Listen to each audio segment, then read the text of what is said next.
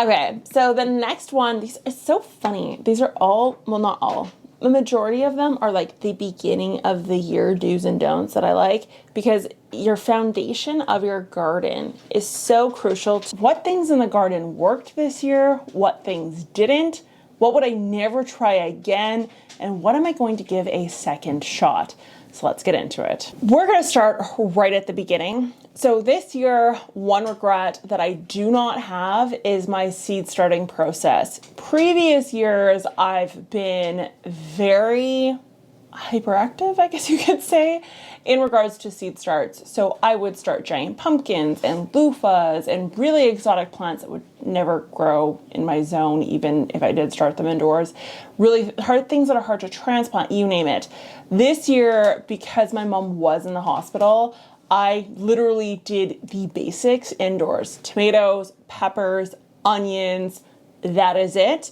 The rest I started directly in the soil from seed, and or I bought from the store already as starts, and that's particular to my bedding plants or my more fancy, potted flowers.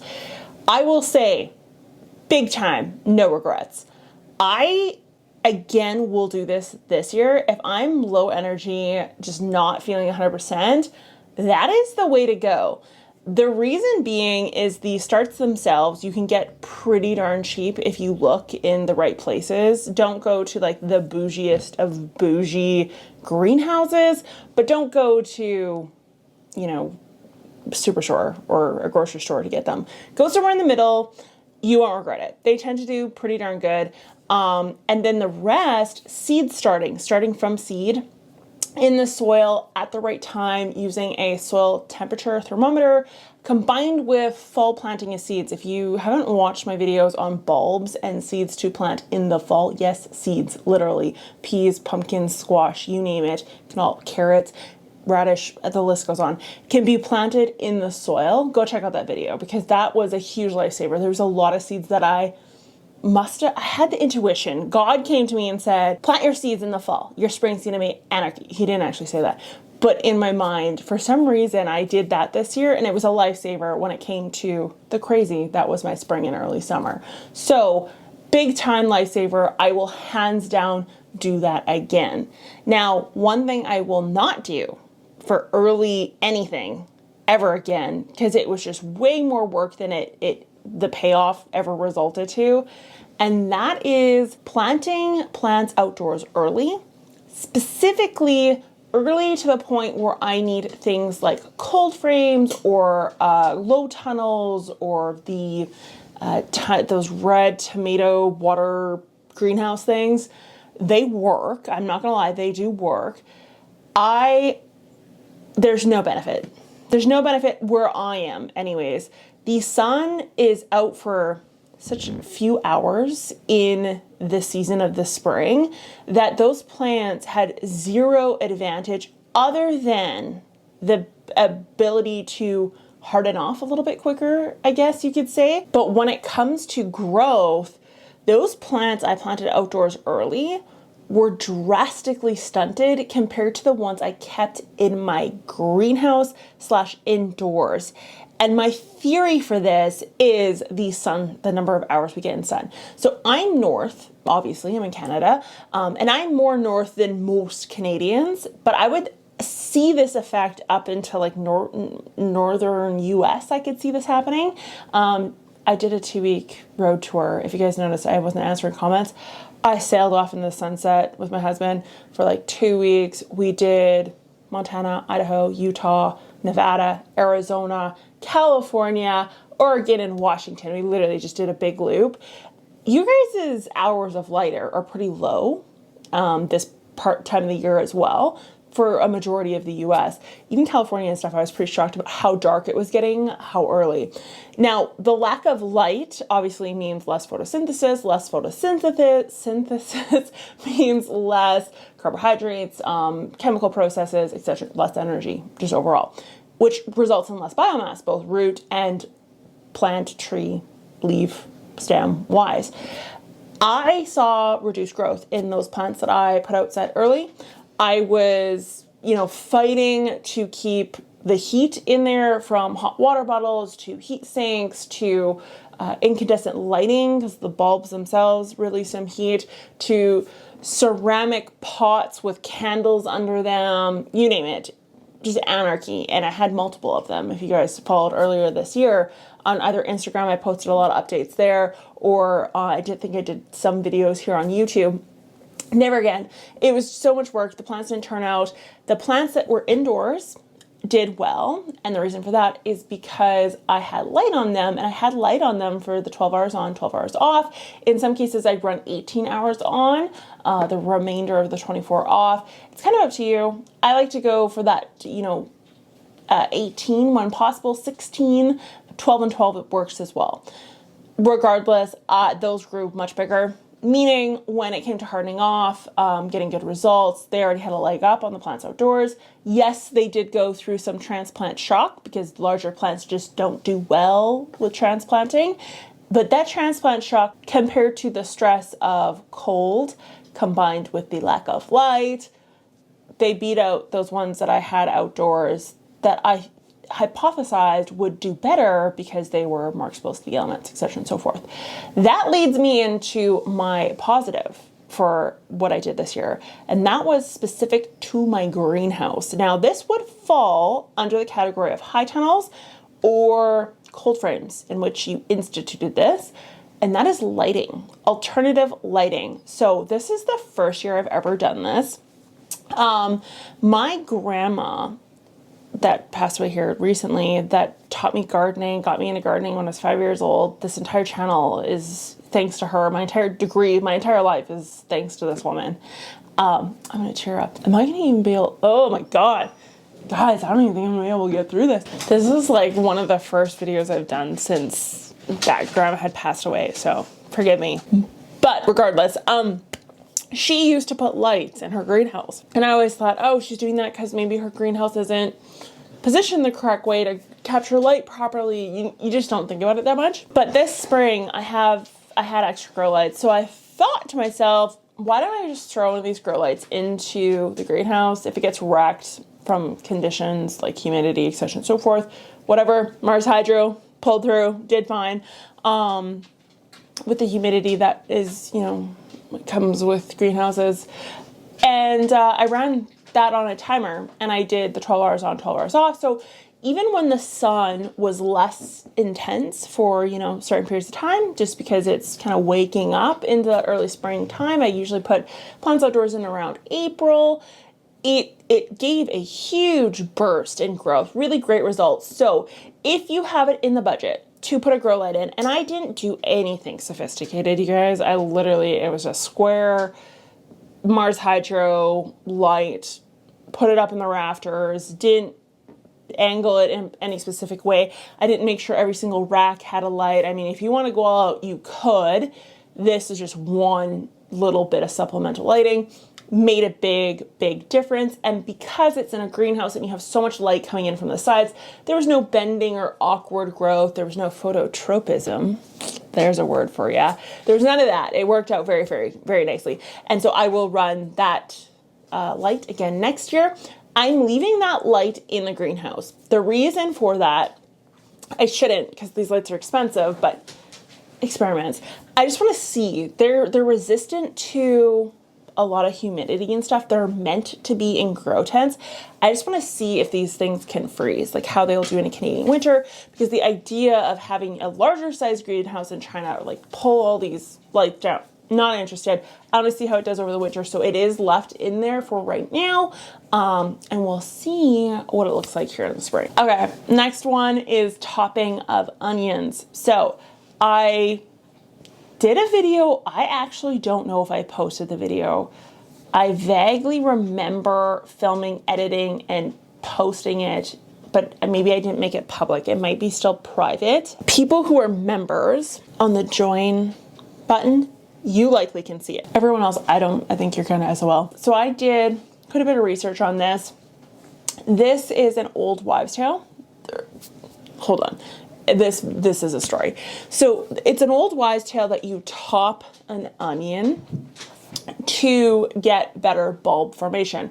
The idea is that the energy is redirected away from the leaves into the bulb, which theoretically makes no sense, because if you were to damage the part of the plant that is in charge of photosynthesis, you would end up with less photosynthesis, and the photosynthesis is in charge of biomass production, both bulb, root, upper leaves, you name it.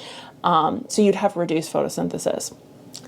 Get what I'm saying? So the theoretically, it doesn't apply. House, like old wives' tale, yes, people do it all the time. This year, normally in the past, I've always clipped the onions. They're way easier to plant when they're not these like stringy freaking things.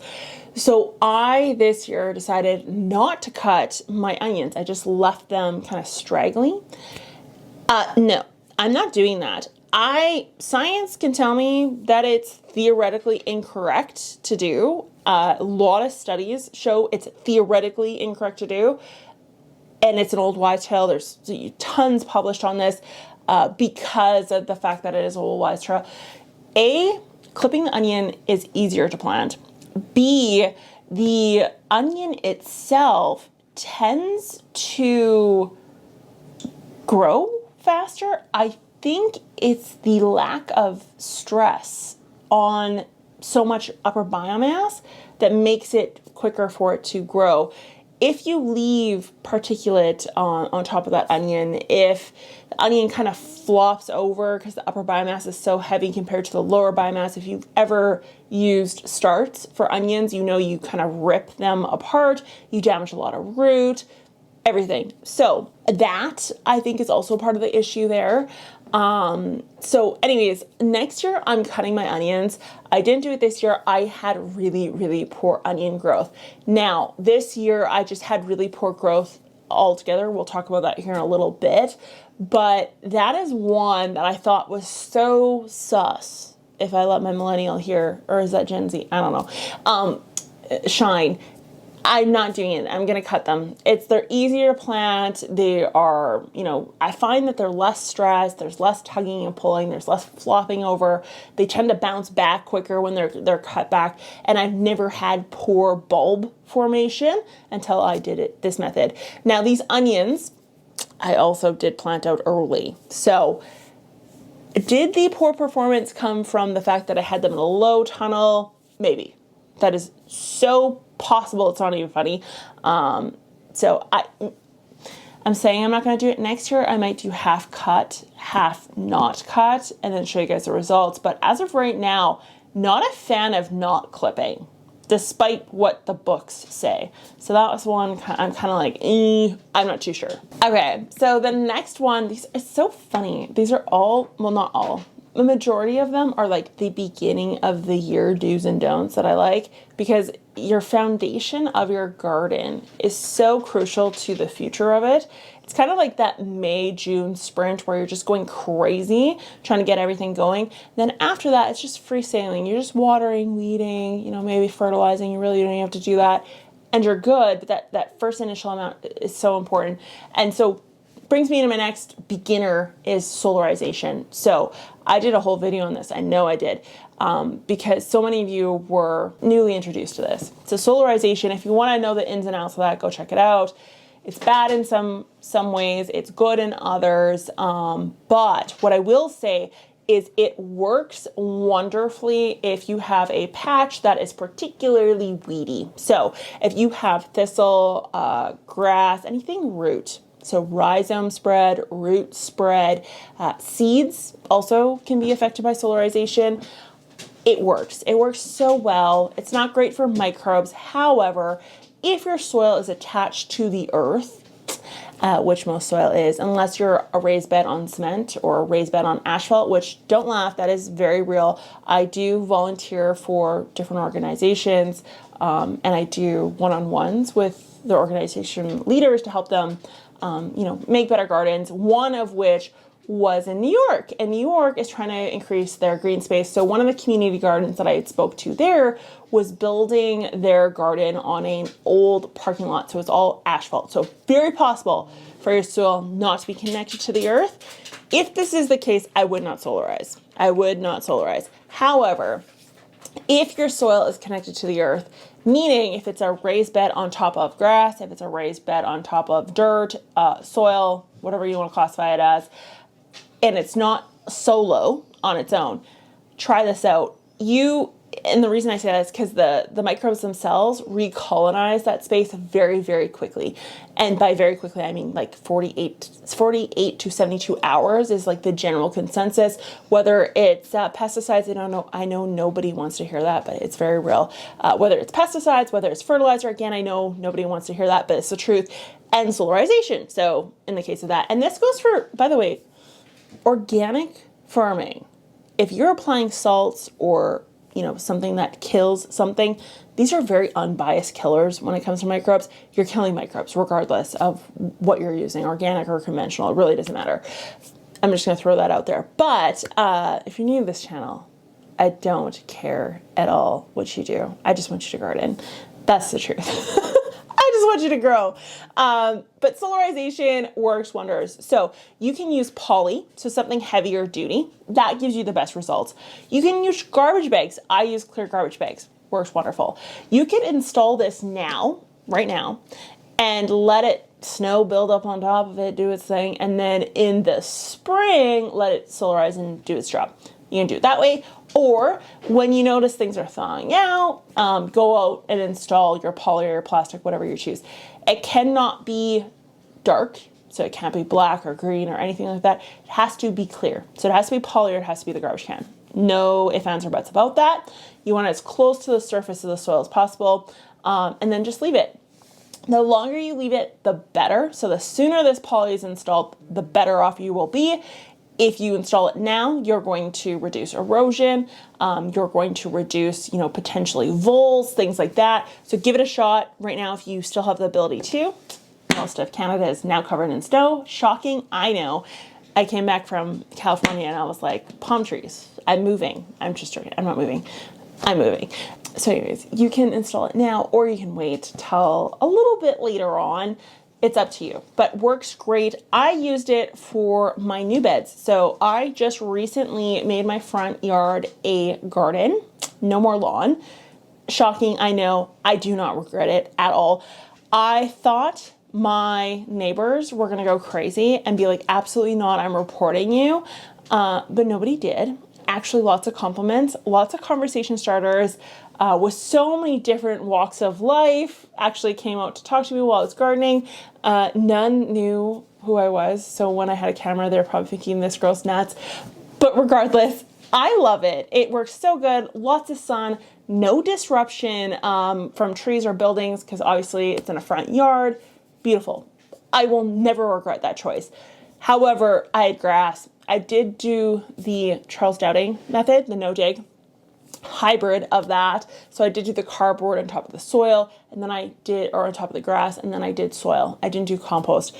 I have a lot of videos on that, and the reason why, I'm not going to get into that to this video, but the reality is, I think our compost is different. Our compost is different than the Charles Dowding method of compost. Regardless, I did soil because everyone loves inorganic soil because that is the best way to grow over organic, soilless medium, technically is what compost is. I digress.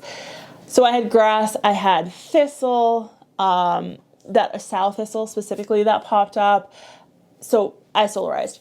This year I have grass still a little bit, and then I have clover. So the spaces where lawn existed, I clovered the ever-living heck out of it. Some of those seeds I ended up in the beds, and so I did end up with some clover in those beds. Clover also spreads seed. That's how one of the ways in which it propagates. I have a whole video on clover lawns. I love my clover lawn. However, I do not like it in my garden bed. So I will be solarizing once again because it is so effective. And nothing's installed yet, but it will be installed in the spring. That's the method I'm going with. The reason for that is because I don't know what my winter looks like in regards to like YouTube videos. I don't know when I need access to soil or when I'm going to need to film, except so I didn't cover it for that purpose. Otherwise I would have. So that is one solarization absolutely love. Will be doing again this year. Okay, next one is mulching. I love mulching. This is one hack. And as I always say, the comment section is always smarter than I am. So if you are watching this and you're like, oh, these are all great tips, check out the comment section, because there are this community, the GIC community, the GIC community, the commenters are way smarter than I am. They've tried so many different things. They're going to be commenting paragraphs, they always do, down below of things that they tried, what they like, what they didn't. Check out those comments. They're totally relevant, almost always right, very helpful. So go check those out. But mulching is one that commenters always comment throughout. I was so suspicious about using this, and now about mulching. And now they love it. They absolutely love it because it works so nicely. It looks pretty because it's more appealing than weeds or like dirt. And it's also reducing erosion. It's increasing moisture capture so they don't have to water as often. Just overall, mulching is beautiful. Now, there's so many different ways to mulch. I should probably do a video on this, but you can do wood chips, you can do like organic forms of mulch, you can do inorganic forms of mulch, which are, you know, the mats. You can do plastic mats that are waterproof, so you'd have to run your irrigation through them. You could do mats that are not waterproof, and where you'd be able to obviously sprinkler water, you name it, all inorganic. There's so many different options. No, there's no wrong or right way to do this. I have always used grass. Always used grass. I don't have grass anymore. My front lawn is now a garden. My backyard, the little bit of grass I did have, my dogs just rip and tear everything up because they like to treat it like a NASCAR circuit. There's no more grass there any longer. So unfortunately, me and my husband decided to cover that with rock.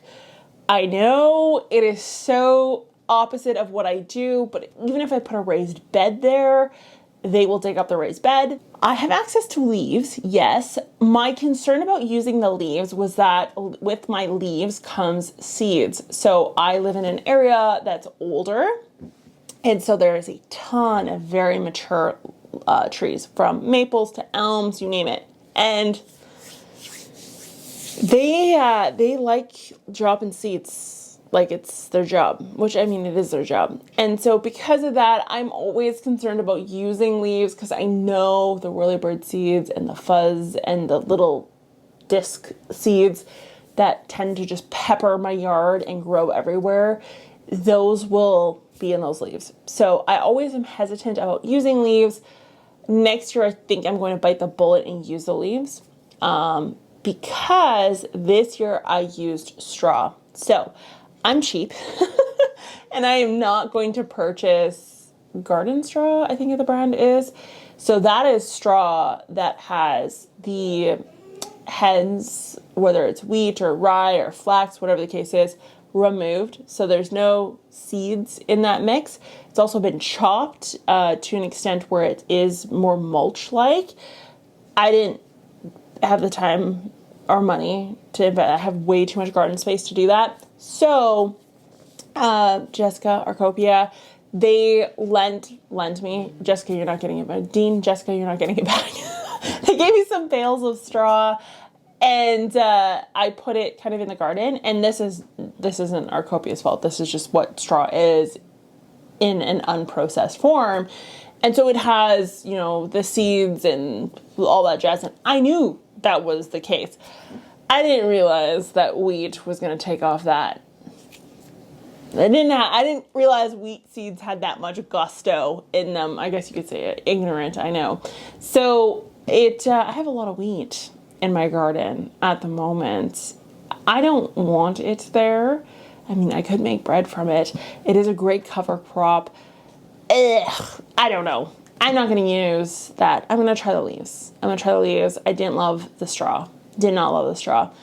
You could use hay, but hay is going to have seeds in it as well. So you're going to end up with who knows what, alfalfa, whatever the case is, as well. So that's one I'm kind of like, I'm not too sure. The other one, it's not mulch, but it is something that I was going to do a video on, but I didn't do a video on. I'm going to do one in the future, but it's rabbits. So if you watch my videos, you may have noticed there's a ginormous cage in my backyard, and those are rabbits. Now, these are, meat rabbits. I do not have the heart to eat these rabbits. Turns out I'm a softie, despite the red hair. I can't eat them. They're too cute. They have very nice waste. That's wonderful for fertilizer. And so everyone's like, yeah, you just take that waste, you throw it in the garden, top dress with it, good to go. No, you don't do that. You do not do that, because it will result in a lot of seeds. So they are not a ruminant animal, meaning there is not much digestion that goes on. So the seeds kind of pass through and they're ready to go the minute they get out of the rabbit's digestive tract. So top dressing with rabbit dung, I guess you could say, not ideal. Definitely resulted in like a nice little furry layer of alfalfa in the patch that I tried it in. So I always try stuff despite what the literature and what common pop culture tells me is good. I always try it before I tell you guys to do it. Do not do that. Rabbit poo needs to be composted or heated, or something needs to be done with it before you put it in the garden, despite it being safe to immediately put in your garden. I'm not doing that because it resulted in weeds. So hay, straw, and rabbit compost, rabbit manure, when it's not even rabbit dung. Those are 3 I will not be doing because they did result in quite a bit of weeds. So a good one that I really enjoyed that I will be trying again this year is gardening upwards, specifically in shaded areas. So I did a video on Tink Tube, which is a company that does different builds for things. Now they're not specific to gardening. They're, universally, can be used for anything. However, I did build a trellising puppeteering system in one of the shaded spaces of my garden. Now, I've used a trellis that my husband had made me for years now. It's kind of like an A-frame type looking thing. It's quite well built. It's the rest of my life. And it has chicken wire and, square tubes, whatever. So I've had that there for 2 years now, 2 or 3 years. And that space never used to grow anything because ground surface level, it is a very heavily shaded. So it's shaded by the deck, it's shaded by a giant tree that's behind it. There's a garage kind of to the other side of it. It's just, there's no light. So anything that's ground level doesn't tend to perform well, and everything is ground level until you trellis it. So even a tomato would be ground level until you trellised it. Trees, bush, that sort of thing is obviously the exception to that rule. I love the idea of trellising in a space that normally doesn't get any light. So the plants start out very, very slow. I've done squash. I want to try watermelon in that space next year. I have that puppeteering system kind of in that one bed now. I want to do cucumbers on that. And so regardless, what happens is when everything's ground surface level, stuff just doesn't grow very quickly because it isn't getting enough light. However, once we start trellising up or upwards, then we start to capture more and more light once it gets away from the shaded space. And so the leaves start getting bigger and better, and it starts producing properly. So it's a slow start in the case of seed, starting from seed. If you were to transplant, you're a little bit ahead in that case, but that is one that I definitely will try is vertical gardening is what you would call it in shaded space specifically. Yeah, I love that method, and that's one that I'll be heavily implementing here in the future. Okay, last one is sun. So I normally do not have this issue whatsoever. This is a problem that people have experienced all over. It is a combination of really intense light with really intense heat, and ultimately speaking, it fried a lot of plants for me. So tomatoes is the one that I found to be the most fried, that I need to implement like a shade cloth or something to guard them next year if we continue in this way of heat and light and that sort of thing. So that's one that struggled.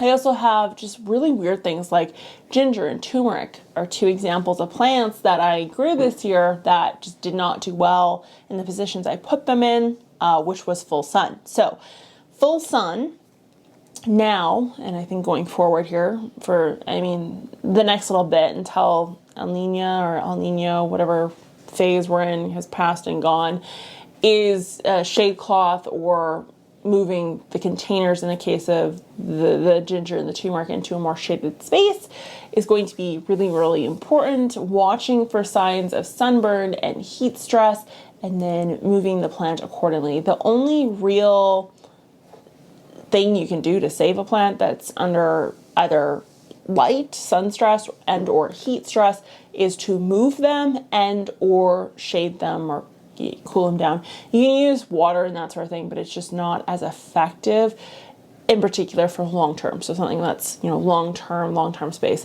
Now, given a lot of plant stress, poor performance we saw this year could be blamed on the smoke. So the smoke did do some damage in that case in regards to flowering and just plant performance. So there is that as well.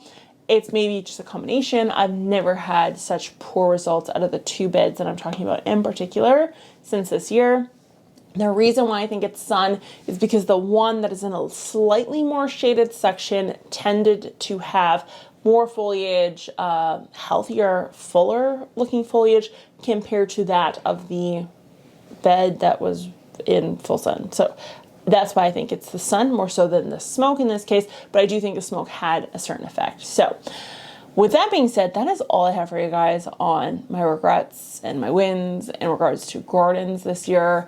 If you guys want to, I had a suggestion of people sending me their garden photos to give them tips and tricks on how to get better performance, maybe some issues that you had. So if that is the case, something you guys want to look at, you can shoot me an email. It's just ashley@gardeningincanada.net. That's how you would email me those. You could DM me on Instagram with them.